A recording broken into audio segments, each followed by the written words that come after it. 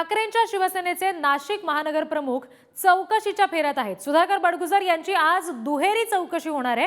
सलीम कुत्ता पार्टी प्रकरणामध्ये गुन्हे शाखेकडून त्यांची चौकशी केली जाईल आणि नाशिक मनपा अपहार प्रकरणामध्ये एसीबी सुद्धा सुधाकर बडगुजर यांची ही चौकशी करणार आहे। एकंदरीत चौकशीचा हा जो फेरा आहे तो सुधाकर बडगुजर यांच्या पाठीशी आहेच। मनपा अपहार प्रकरणामध्ये एसीबी त्यांची चौकशी करेल, तर सलीम कुत्ता पार्टी प्रकरणामध्ये सुद्धा त्यांची चौकशी क्राईम ब्रांच कडून केली जाणार आहे। अशा दोन चौकशी आज बडगुजर यांना त्यांची केली जाणार आहे आणि त्यांना सामोरं जावं लागणार आहे।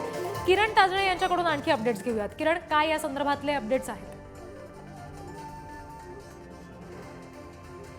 खरं म्हणजे सकाळच्या सत्रामध्ये एसीबीच्या माध्यमातून सुधाकर बडगुजर यांची चौकशी केली जाणार आहे। यामध्ये सुधाकर बडगुजर यांनी काही दिवसांपूर्वी पत्रकार परिषद घेत यामध्ये माझा कुठलाही संबंध नाहीये, मी जर या सगळ्या संदर्भामध्ये जर गुन्हा केलेला असेल तर मी थेट एसपींच्या समोर फाशी घेईल अशा पद्धतीचं जाहीर वक्तव्य केलं होतं आणि त्यानंतर खळबळ देखील उडाली होती। आणि त्या सगळ्या पार्श्वभूमीवर सुधाकर बडगुजर आज चौकशीला सामोरं जाणार आहे आणि त्यानंतर दुपारच्या सत्रामध्ये गुन्हे शाखेकडनं व्हायरल व्हिडिओ प्रकरणी जी चौकशी सुरू आहे त्या चौकशीला सामोरं जाणार आहे। एकूणच दुहेरी चौकशा आजच्या दिवशी सुधाकर बडगुजर यांच्या केल्या जाणार आहे।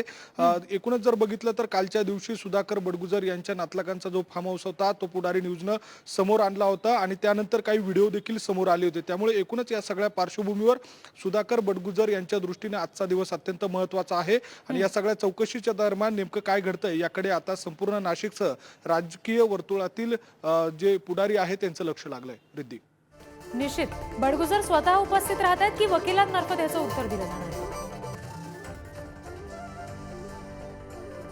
रिद्धी, स्वतः सुधाकर बडगुजर आणि त्यांचे वकील दोन्ही ठिकाणी उपस्थित असणार आहेत। जी, धन्यवाद किरण दिलेल्या सगळ्या माहितीसाठी।